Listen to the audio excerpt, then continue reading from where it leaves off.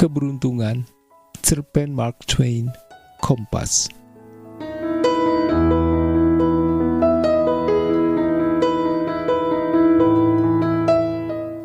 Ada sebuah pesta di London untuk menghormati perwira militer paling terkenal di Inggris saat ini, Letnan Jenderal Lord Arthur Scoresby. Sebuah nama yang memesona. Ia duduk di sana. Kudengar namanya ribuan kali sejak 30 tahun silam. Ia tampak jujur dan rendah hati, dan sepertinya tidak sadar akan kebesaran namanya. Ia tidak menyadari tatapan ratusan pasang mata dan luapan rasa cinta yang tertuju kepadanya.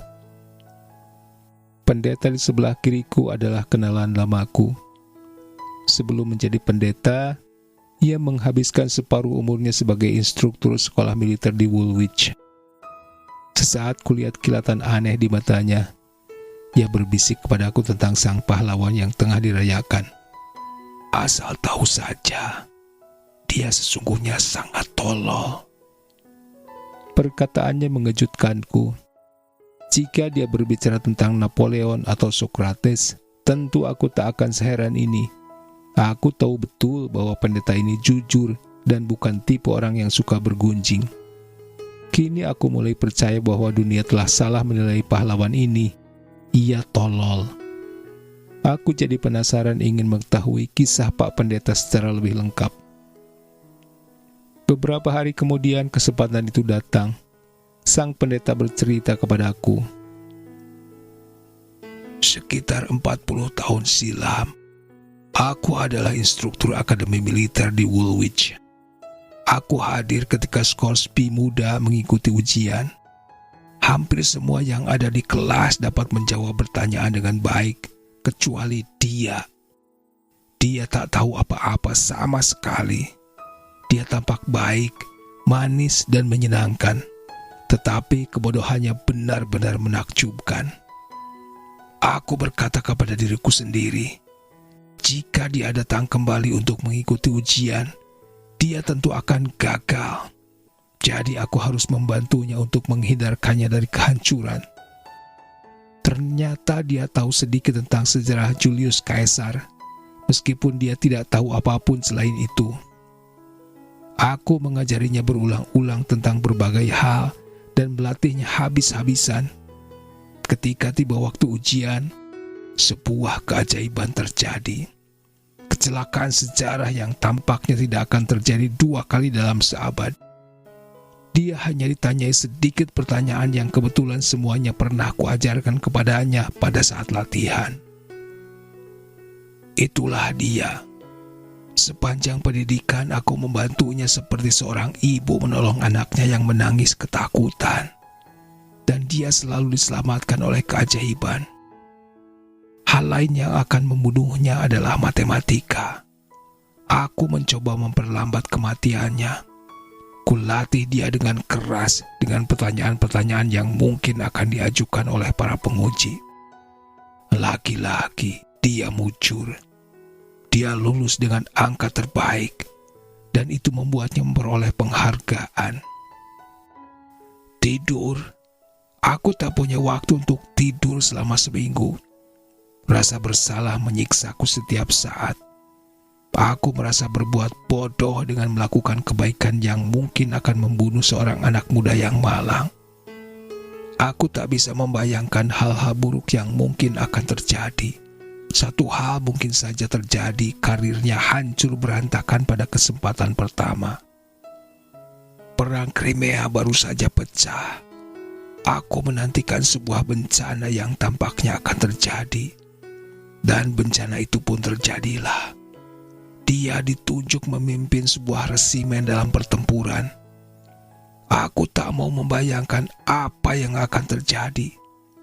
Kupikir rambutku akan segera memutih memikirkan hal ini. Aku berkata kepada diriku sendiri bahwa aku bertanggung jawab terhadap negara atas hal ini, dan oleh karenanya aku harus pergi bersamanya untuk melindungi negara dari kebodohannya semampuku. Maka aku pun bergabung dengan pasukan itu menuju medan pertempuran. Dan di sana, oh Tuhan, sungguh mengerikan. Mengapa dia selalu melakukan kesalahan? Anehnya tak seorang pun menyadari kesalahan-kesalahannya. Setiap orang berbaik sangka kepadanya. Mereka menganggap hal-hal bodoh yang dilakukannya sebagai inisiatif jenius.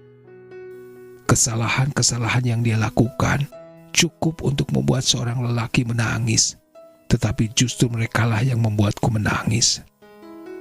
Dan satu hal yang membuatku selalu takjub adalah kenyataan bahwa setiap kesalahan baru yang dilakukannya justru di mata mereka tampak sebagai sebuah keberanian yang membuat reputasinya semakin harum. Dia terus bertempur, selangkah demi selangkah melampaui mayat kawan dan lawan, hingga akhirnya di saat pertempuran semakin memanas, kolonel kami gugur. Dan yang membuatku amat terkejut, Scoresby lah yang ditugaskan untuk menggantikannya. Pertempuran semakin dahsyat. Resimen kami menempati posisi strategis. Sebuah kesalahan pasti akan sangat fatal akibatnya. Pada saat yang genting ini, kebodohan abadi yang melekat kepadanya kembali muncul. Dia memerintahkan resimennya meninggalkan tempat dan menyerbu sebuah bukit yang dikuasai oleh musuh. Inilah saatnya, ratapku dalam hati. Inilah akhir segalanya. Kami bergerak ke bukit tersebut sebelum ide gila ini dapat dihentikan. Dan apa yang kami temukan? Seluruh pasukan cadangan musuh. Apa yang terjadi kemudian?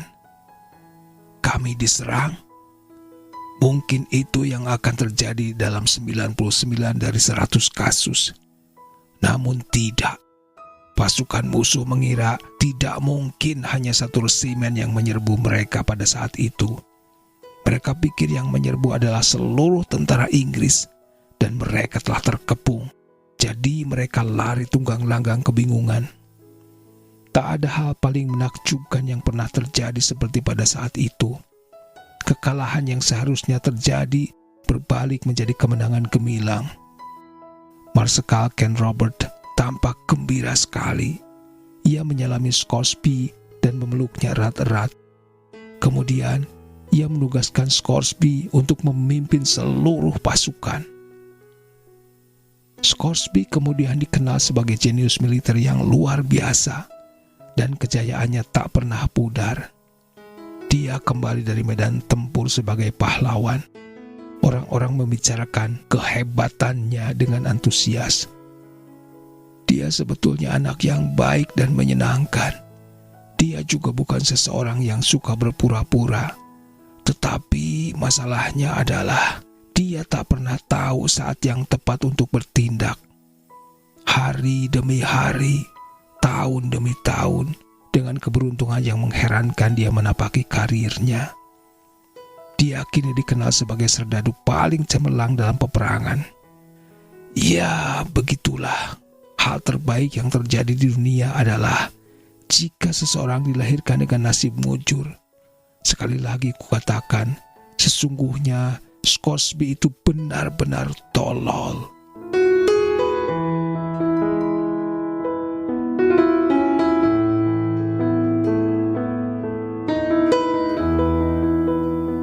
Terima kasih sudah menyimak.